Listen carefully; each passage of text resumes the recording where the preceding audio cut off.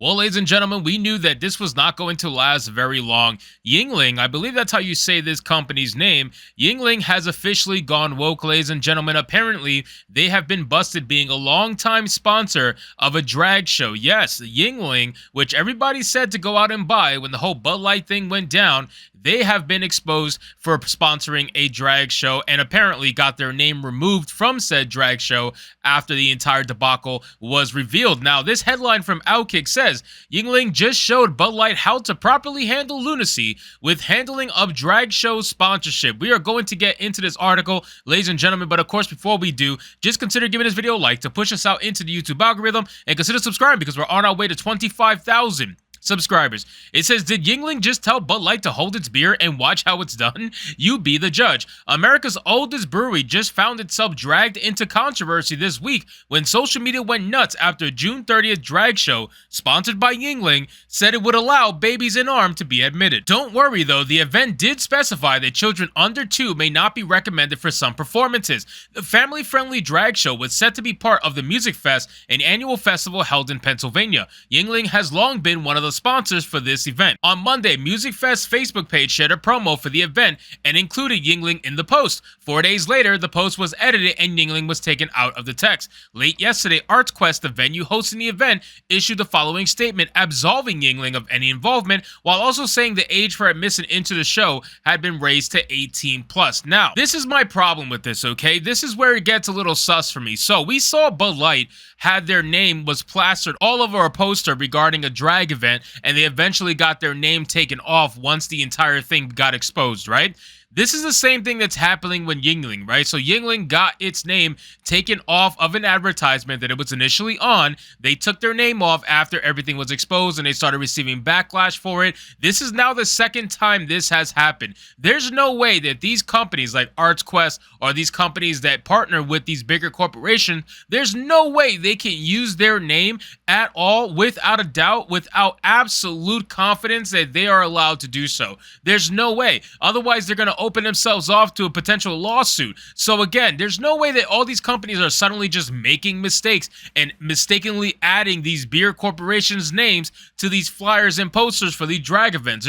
There is no way. But let's read what this person actually said from Arts Quest. It said, Yuengling is a longtime supporter of Arts Quest. Like all of our 300 sponsors, Yuengling does not have any involvement in the acts or content that are booked for our venues. Our sponsors are also not involved in the admission policies for our venues, which vary by event and facility. This includes the Dragon with the Divas show planned at the venue in question, Music Fest Cafe, presented by Yuengling. Arts Quest's mission is to provide access to exceptional artistic, cultural, and educational experiences for everyone across our community. Our organization creates programming that is intended to be inclusive and cross all genres regardless of beliefs. Arts Quest will not tolerate hostile activities that may cause divisiveness towards any individual or group. I just pulled it up here to make it a little bit easier to you guys to read. To avoid the confusion and misinformation created between our social media posts and online-based ticket policy, we are changing the admission policy for this event to be 18 plus.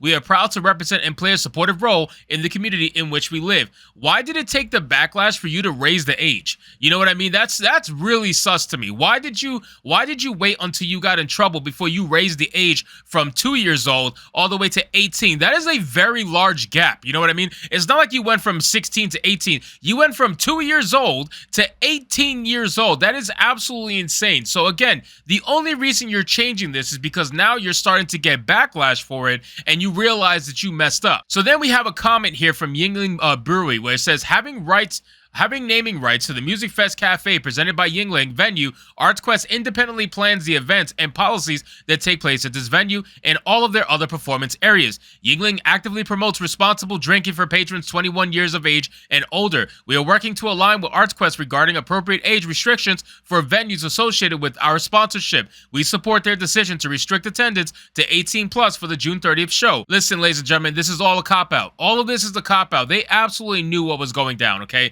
They know what was going down. They were told ahead of time what the venue was going to be, what the actual event was going to be. They knew it. They knew what was going to happen. But because people found out about it, because people found out that it was for 2 years old or higher, now all of a sudden they want to say, oh, no, we're going to make it for 18 plus. We promise. We're sorry. We didn't actually mean for that to happen. We didn't mean for it to be that young. Like, come on, man. There's no way that anybody should believe these companies. And I understand a lot of people are on the side of Yuengling because that's the beer that a lot of people chose to go to after the Bud Light debacle. But let's be real. If this was Bud Light, they would be getting roasted right now for it. So Yuengling deserves no different. It says it took a few days for Yuengling to nip this whole thing in the bud. It's been nearly 3 months since Bud Light plastered Dylan Mulvaney on a can, and Anheuser-Busch is still reeling from it. See how easy that was? I don't know what was said behind closed doors, but I imagine there were a few pissed off phone calls, which led to the original Facebook post being edited. Less than 24 hours after Yuengling's name was removed from the promo, both companies then released the above statements. I have no idea if Yuengling actually knew it was sponsoring an all-age drag show before the promo went up, but I'd wager to say that they didn't. Nah, I don't agree with that.